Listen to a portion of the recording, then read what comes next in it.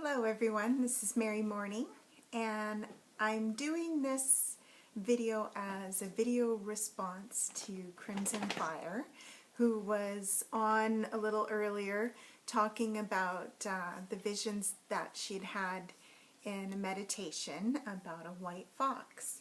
And during her video she mentioned that her meditations have been more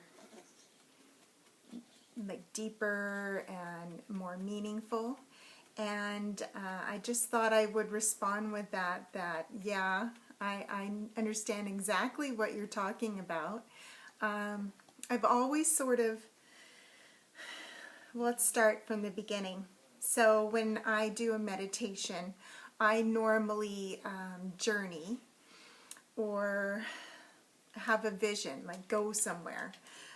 It's almost like, I would say it's like astral traveling to, you know, wherever I let it take me. I don't try and put an image into my mind before a meditation. I just sort of let it happen, let it come. So I go to group meditations weekly, but I also meditate on my own. And quite often I'll journey to, you know, a field sometimes. That's probably my most often meditation, or vision, where there are, I believe, a triple goddess, or the three women. I can always see them in the field. So I always sort of come up to that first. But my visions lately have been much more, there's more information in them, like a download, like I'm getting more clues as far as what I should be working on, where I'm supposed to be going, more symbols in it, getting more goddesses coming in my meditation, which was rare for me before. I wouldn't say that it never happened, but it was rare. And nowadays it's almost like every time. Every time I'll get somebody coming with a message, either a guide, a spirit, you know, a goddess, somebody trying to give me a message. And that's happened within the last, I would say, the last 2 months or so. Like it's been probably since about November. Things have really shifted for me as far as that goes. So I understand exactly what you're saying, Crimson. I've been experiencing the same thing, but while Crimson was doing her live feed, I couldn't type fast enough to tell her my story. So that morning that she did the video of a video tour of her witchy cottage, which was beautiful, by the way, I loved it. Absolutely loved it. And I thought to myself, oh, I'd love to go to Australia and visit sometime, right?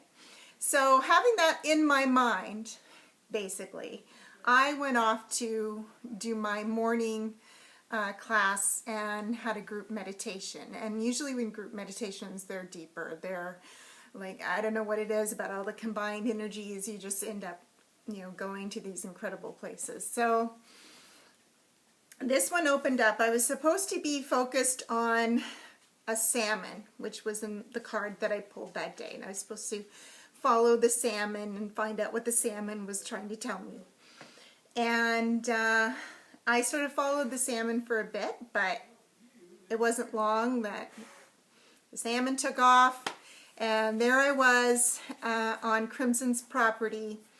Looked to me like right outside her little witchy cottage. There was a group of women standing in a large circle drumming. So we were doing like tribal drumming. And I would say, well, it was dark. There was moonlight. And it wasn't long before Isis showed up. So that's what I was trying to tell you. I just couldn't type it fast enough. So Isis appeared in the middle of the circle, and she was dancing. And she was tribal belly dancing, like very sensual, beautiful, with great big wings, and you know, she was just, oh, I can't even describe it. It was so beautiful. And I had never had her in a vision before, so that was the very first time she appeared for me, which was pretty incredible.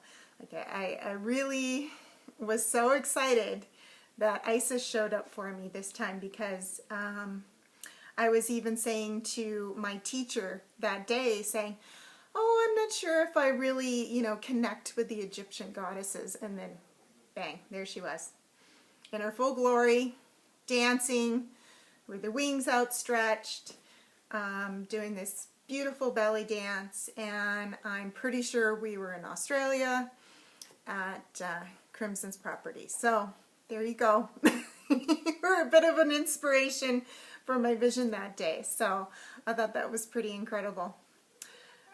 But yeah, normally I do journey like that. I'll visit, you know, some far off place. It's almost like it's astral traveling. Like I used to call it remote viewing almost, and somebody told me that's not what remote viewing is. But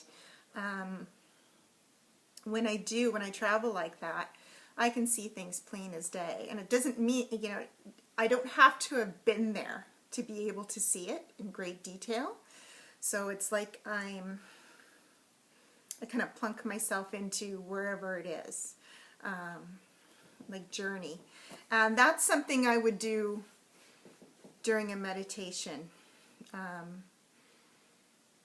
Like I can travel to, well, here's another vision that is very strong, and I see it often. So I'm in like an outdoor space, and there's a giant lake, and there's evergreens, and that all sort of behind me. There's a little bit of a beach, but it's a big lake. And I walk up to the lake, and the Lady of the Lake appears. And she comes walking right out of the water. And she is carrying a sword. And in the vision, she hands me the sword. And, you know, I sort of take the sword and start doing, you know, a circle and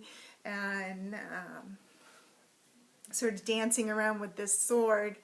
And then usually I'll ask her, well, what is it for? And I've gotten different messages. So I've had that same vision many times, but sometimes her messages are different. So the first one, she told me that it was the sword of truth. And I took that to mean to cut through all the BS kind of thing, get to the truth.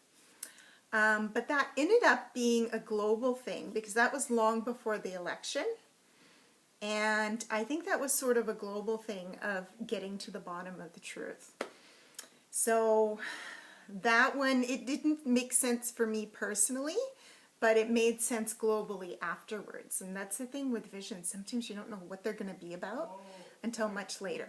And then it will make sense in hindsight. I'm like, okay, that makes sense. But also, she's told me that the sword represents sovereignty, as in personal freedom.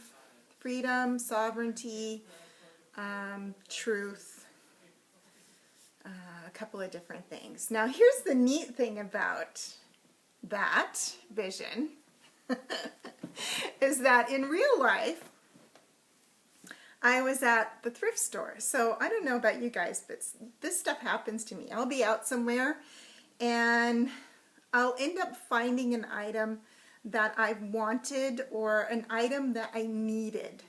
If I go, especially thrift stores, I don't know why, but thrift stores, I end up finding things there that I need or want or whatever. And before the vision, not after, before, went to the thrift store. Guess what I found at the thrift store? A sword. Yeah, that's not a normal thing to find at a thrift store. I'm just saying, I've been going for years and I've never seen a sword just hanging out at the thrift store. But there it was, sitting on the rack even, waiting for me. So, of course, I had to buy this sword and take it home, right? And then about a week later, I started having the visions from the Lady of the Lake with the sword. So, I would say that was pretty significant in my life. I've had a lot of other significant ones, but that one really sticks out. And I feel like this recent one yesterday with Isis is the beginning of a series of visions, the same way the Lady of the Lake was. I think I'm going to see Isis again with those wings. So thank you, Crimson. You sort of inspired that because we were on your property that day. So, and it's funny that you started talking about meditation and visions the very next day after that happened. So thank you for doing your video and inspiring that vision from Isis. And thanks, hon. Bye.